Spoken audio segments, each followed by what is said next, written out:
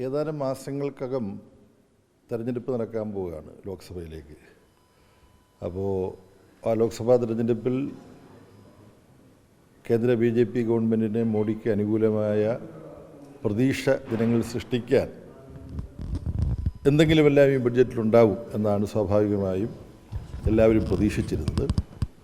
എന്നാൽ ആ പ്രതീക്ഷയെ തകിടം മറിച്ചുകൊണ്ട് എല്ലാവരെയും നിരാശപ്പെടുത്തുന്ന ഒരു ബഡ്ജറ്റാണ് ഇപ്പോൾ അവതരിപ്പിക്കപ്പെട്ടിരിക്കുന്നത്.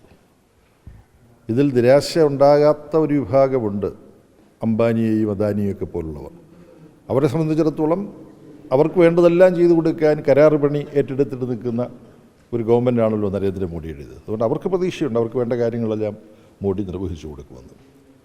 പിന്നെ ഇതിലെ അവകാശവാദങ്ങളിലൂടെ കടന്നുപോയി കഴിഞ്ഞാൽ എങ്ങനെയാണ് ജനങ്ങളെ പറ്റിക്കാൻ നരേന്ദ്രമോദി തുടർച്ചയായിട്ട് നടത്തിക്കൊണ്ടിരിക്കുന്ന ശ്രമം ഈ ബഡ്ജറ്റിലൂടെയും ആവർത്തിക്കുന്നത് എന്ന് മനസ്സിലാവും.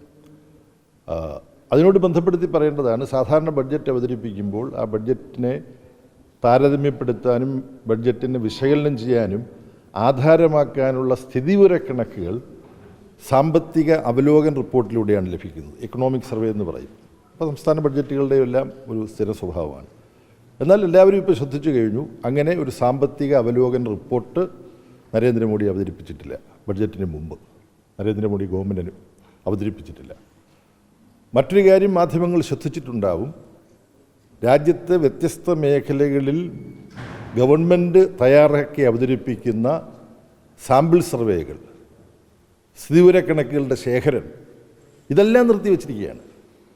തൊഴിൽ സ്ഥിതി എന്താണ്, ദാരിദ്ര്യത്തിൻ്റെ സ്ഥിതി എന്താണ്, ഇതിനെക്കുറിച്ചെല്ലാം സൂക്ഷ്മമായിട്ട് വസ്തുതകൾ, വിവരങ്ങൾ ശേഖരിച്ച് അപഗ്രഥിച്ച് അവതരിപ്പിക്കുന്ന സമ്പ്രദായം മുമ്പുണ്ടായിരുന്നു.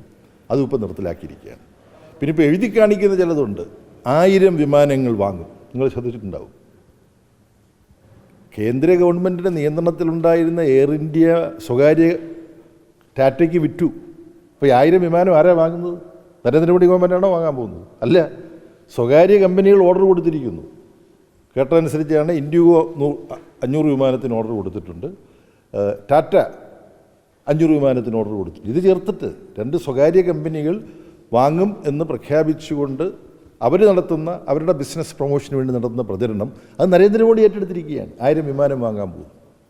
പിന്നെ വിമാനത്താവളങ്ങൾ പുതുതായിട്ടുണ്ടാക്കാം എന്ന് പറയുന്നുണ്ട്. ഈ സ്വകാര്യ കമ്പനികൾക്ക് വിമാനം ഓടിക്കാൻ വിമാനത്താവളങ്ങളും നരേന്ദ്രമോദി ഉണ്ടാക്കി കൊടുക്കും എന്ന് പ്രതീക്ഷിക്കുന്നുണ്ട്.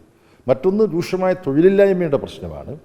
വർഷം 2 കോടി വീതം തൊഴിൽ സൃഷ്ടിക്കുമെന്നുള്ള കള്ള വാഗ്ദാനമാണ് നരേന്ദ്രമോദി നടത്തിയത്. അതിനെക്കുറിച്ച് ഇപ്പോൾ ഒന്നും പറയുന്നില്ല. ഇപ്പോൾ പറയുന്നത് യുവാക്കളുടെ തൊഴിലിൻ്റെ സാധ്യത ഇരട്ടിയാക്കുമെന്നാണ്. എന്താണ് വ്യാജ അവകാശവാദത്തിൻ്റെ ഉദ്ദേശം, ലക്ഷ്യം എന്നറിഞ്ഞുകൂടാ. കേരളത്തെ സംബന്ധിച്ചിടത്തോളം യാതൊന്നുമില്ല എന്ന് എല്ലാ മാധ്യമങ്ങളും ആവർത്തിച്ച് പറയുന്ന ഒരു ബഡ്ജറ്റാണ് അവതരിപ്പിക്കപ്പെട്ടിരിക്കുന്നത്. കൂടുതൽ വിശദാംശങ്ങൾ പഠിച്ചതിന് ശേഷം കൂടുതൽ പറയാം. പക്ഷേ ഒറ്റ നോട്ടത്തിൽ ഏറ്റവും നിരാശ ജനിപ്പിക്കുന്ന ഒരു ബഡ്ജറ്റ്.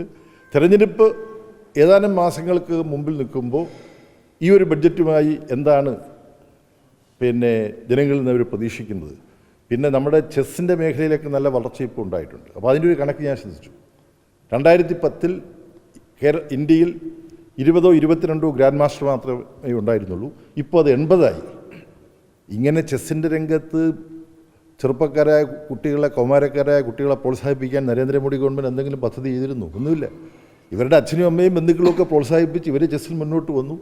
വിശ്വനാഥൻ ആനന്ദിനെ പോലുള്ളവർ ലോക ചാമ്പ്യനായിട്ട് വന്നപ്പോൾ ചെസ്സിൽ പുതിയൊരു ഇൻട്രസ്റ്റ് ഉണ്ടായി. അങ്ങനെ സ്വാഭാവികമായി സംഭവിച്ചൊരു കാര്യമാണ്.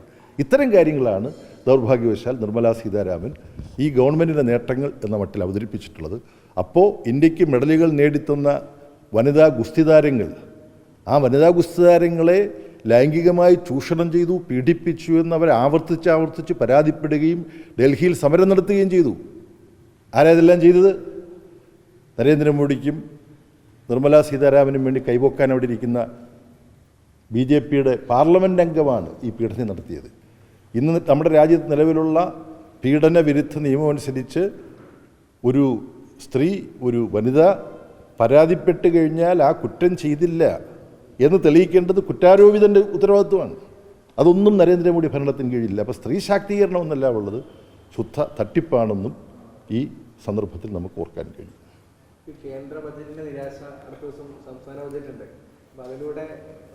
വ്യത്യാസം, കേന്ദ്ര ഗവൺമെൻറ് നോട്ടടിക്കാനുള്ള പ്രസ്സുണ്ട് കയ്യിൽ. കടമെടുക്കുന്നതിനെക്കുറിച്ച് സംസ്ഥാനങ്ങളുടെ മേൽ മേക്കിട്ട് കീറുന്ന കേന്ദ്ര ഗവൺമെൻറ് കടമെടുക്കൽ പരിധി സംബന്ധിച്ച് അവർക്ക് ബാധകമായതൊന്നും അവർ പാലിക്കുന്നില്ല. അവരെ നിയന്ത്രിക്കാൻ ലോകബാങ്കിനും IMFനും ഒന്നും കഴിയില്ല. അപ്പോൾ സർവതന്ത്ര സ്വതന്ത്രമായി പ്രവർത്തിക്കാനുള്ള ഒരു സമ്പദ്ഘടന മുഴുവനാണ് കേന്ദ്ര ഗവൺമെൻറ്റിൻ്റെ കയ്യിലുള്ളത്. സംസ്ഥാന ഗവൺമെൻറ്റിൻ്റെ കയ്യിൽ ഇല്ല. കേന്ദ്രം നിരന്തരം ഇടപെട്ട് തടസ്സങ്ങൾ സൃഷ്ടിക്കുന്നതിൻ്റെ കെടുതി അനുഭവിച്ചുകൊണ്ടിരിക്കുന്ന ഒരു ഗവൺമെൻറ്റാണ് സംസ്ഥാന ഗവൺമെൻറ്. അതുകൊണ്ട് സംസ്ഥാന ഗവൺമെൻറ്റിന് കടുത്ത പരിമിതികളുണ്ട്. പക്ഷേ ആ കടുത്ത പരിമിതിക്കുള്ളിൽ നിന്നുകൊണ്ടും സംസ്ഥാനത്തെ സാധാരണക്കാരൻ്റെ താല്പര്യങ്ങൾ സംരക്ഷിക്കാൻ സാധ്യമായതെല്ലാം ചെയ്യുന്ന ബഡ്ജറ്റായിരിക്കും പിണറായി വിജയൻ ഗവൺമെൻറ്റിന് വേണ്ടി KN ബാലഗോപാൽ അവതരിപ്പിക്കുക എന്നുള്ള കാര്യത്തിൽ എനിക്ക് ആ ഒരു സംശയമില്ല.